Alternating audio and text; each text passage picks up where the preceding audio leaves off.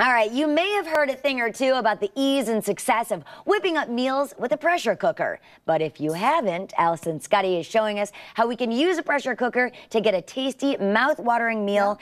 Yeah. And it's apparently very easy to use. A lot of us, like I said, have heard a lot about it. I've never cooked with one, so I can't speak from experience. Well, the thing about a pressure cooker is it's very, very fast. So here's the thing. If you're going to cook a pork roast, for example, I took a 6-pound pork roast, I cut it in half. I put half in a traditional pot, and I put the other half in my electric pressure cooker. Let me show you how it comes out in the pot.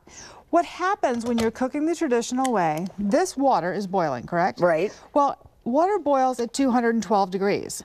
That's all it's going to cook. You cannot go any higher than 212 degrees. All right. So when you do this, I don't know if you can see this. This is very... You need some more muscles there, Allison? Yeah, right? I mean, it's cooked.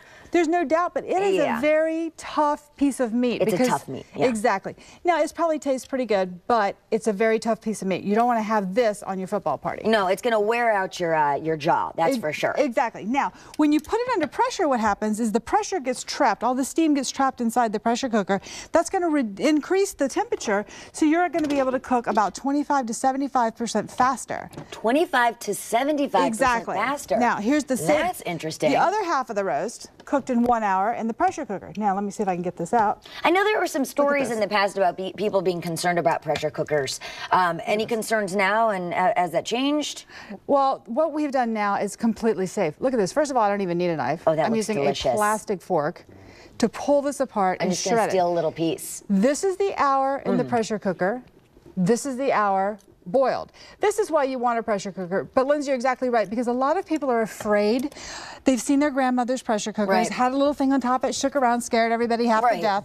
It's not like that. What happens now, everything is locked on. Whether you use a stovetop model or an electric model like I have, when this is locked into place, the button will come up. It's under pressure. You're not going to get the lid off. You can't, look at this. I mean, it's not going anywhere. No. Now, see the pressure? There's the pressure. Okay. Okay, if once I release that, I can get it off. And you have to release it before you open it? Exactly. You cannot get it off.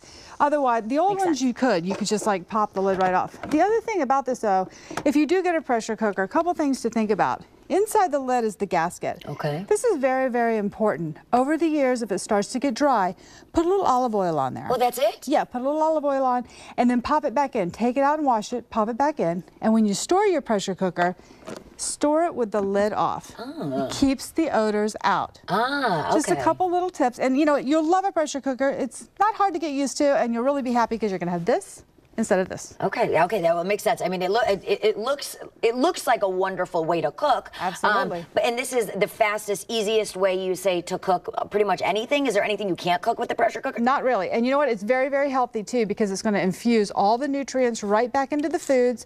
A little bit of salt goes a long way. All right, Allison Scuddy, thank you so much. May I have a bite of that when you're done? I'm going to put a little more sauce on She's here. so sweet. Yeah, I'm ready for I'll save some for you too, Cindy. There you go. Thanks. Thanks.